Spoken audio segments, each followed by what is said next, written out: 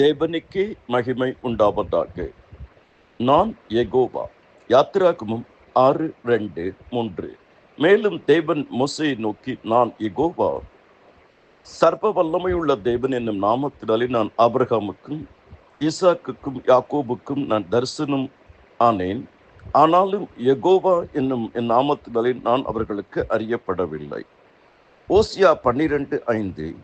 கர்த்தராகிய அவர் சேனைகளின் தேவன் யெகோவா என்பது அவருடைய நாம சங்கீர்த்தனம். கர்த்தருக்குள் அருமையானவர்களே, யெகோவா என்னும் தேவனை உயர்த்தியவர்கள் யார் யார்? யெகோவா என்னும் நாமத்திற்கு அர்த்தம் நித்தியமானவர், அழிவில்லாதவர், சர்வ வல்லமை உள்ள தேவன், இருக்கிறவராக இருக்கிறவர்.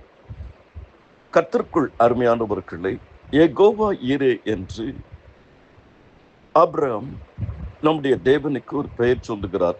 ஆதியாகமம் 22:14. எல்லாவற்றையும் பார்த்து கொள்ளுபவர்.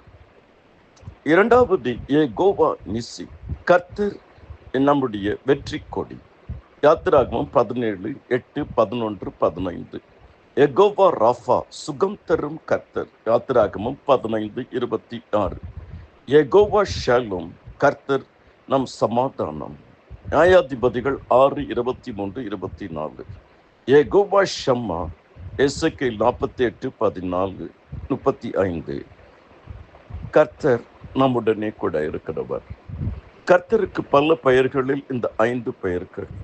இன்னும் Jehovah Sabaoth, Jehovah Tsidkenu, El Roi, El Shaddai, El Olam, El Elyon இன்னும் அநேக நாமங்கள் இருக்கிறது. பிதா, குமாரன், பரிசுத்த ஆவியானவர் மற்றும் கர்த்தருடைய பிள்ளைகளுக்கும் சேர்ந்து 216 நாமங்கள் மேல் அழகாக சொல்லப்பட்டிருக்கிறது. நாம் கர்த்தருடைய நாமத்தை துதிப்போம், கர்த்தருடைய நாமத்தை அறிந்து கொள்ளுவோம்.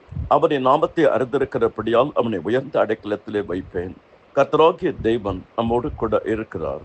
கர்த்தருடைய கிருபைகள் அனைவரோடு கூட இருப்பதாக. ஆமேன், ஆமேன்.